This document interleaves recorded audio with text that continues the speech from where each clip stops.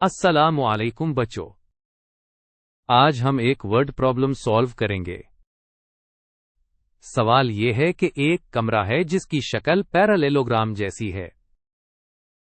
इसकी base 10 metre और height 8 metre है।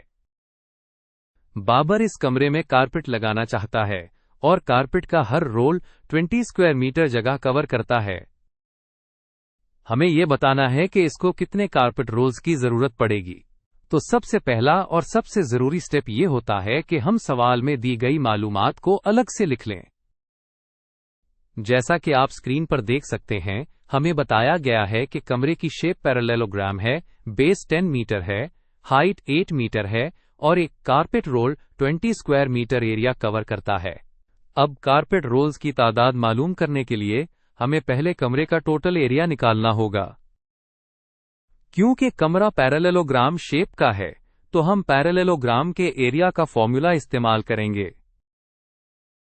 फॉर्मूला है area equals base multiplied by height. चलें अब इस फॉर्मूला में वैल्यूज डालते हैं। बेस की जगह हम 10 मीटर्स लिखेंगे और हाइट की जगह 8 मीटर्स। तो हमारी इक्वेशन बन जाएगी area equals 10 metres times 8 metres. जब हम 10 को 8 से मल्टीप्लाई करते हैं तो जवाब आता है 80। और जब मीटर को मीटर से मल्टीप्लाई किया जाता है तो वो स्क्वायर मीटर बन जाता है। इसका मतलब है कि कमरे का टोटल एरिया जिस पर कारपेट बिछाना है 80 स्क्वायर मीटर्स है। अब जब हमारे पास कमरे का टोटल एरिया है और हमें यह भी पता है कि एक रोल कितना एरिया कवर करता है, तो हम आसानी से रोल्स की तादाद निकाल सकते हैं। इसके लिए हम कमरे के टोटल एरिया को एक रोल के एरिया से डिवाइड कर देंगे। फॉर्मूला में वैल्यूज डालने पर हम 80 स्क्वायर मीटर्स को 20 स्क्वायर मीटर से डिवाइड करेंगे। अब बस हमें इस डिवीजन को सॉल्व करना है। तो अब हम 80 को 20 से डिवाइड करेंगे।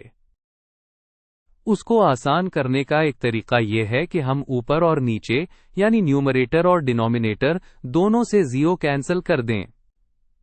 0 कैंसिल करने के बाद हमारे पास बचता है 8 डिवाइडेड बाय 2 और 8 को 2 से डिवाइड करें तो जवाब आता है 4।